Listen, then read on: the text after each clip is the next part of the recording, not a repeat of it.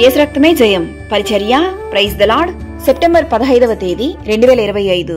ఈరోజు దేవుని వాక్యము, ధనమును నమ్ముకొనువాడు పాడైపోవును, నీతిమంతులు చిగురాకు వలె వృద్ధి నొందుదురు.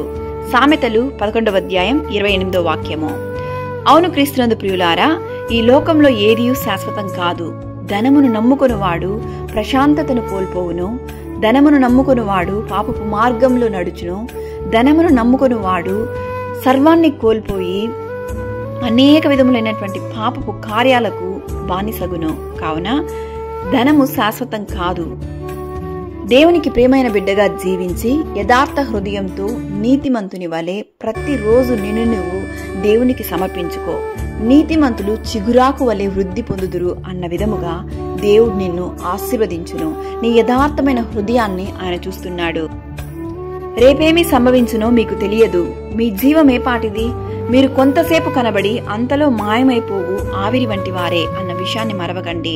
దేవుడి దినాన ఈ వాక్యం ద్వారా నీతో మాట్లాడుతున్నాడు. కావున ఈ హెచ్చరిక నీ కొరకే. కావున ఇకనైనా మారు మనసు పొందుము. దేవుని వాక్యం ఇలా సెలవిస్తుంది, నెమ్మది లేకుండా విస్తారమైన ధనముండుట కంటే యెహోవా యందలి భయభక్తులతో కూడా కొంచెము కలిగి ఉండుట మేలు. మరియు అబద్ధములాడి ధనము సంపాదించుకొనుట ఊపిరితో సాటి, దానిని కొనువారు మరణమును కోరుకొందురు అని దేవుని వాక్యం సెలవిస్తుంది. భక్తిహీనుల ధనము వారికి లాభకరము కాదు. నీతి మరణము నుండి రక్షించును. మరియు మోసము చేత సంపాదించిన ధనము క్షీణించిపోవును.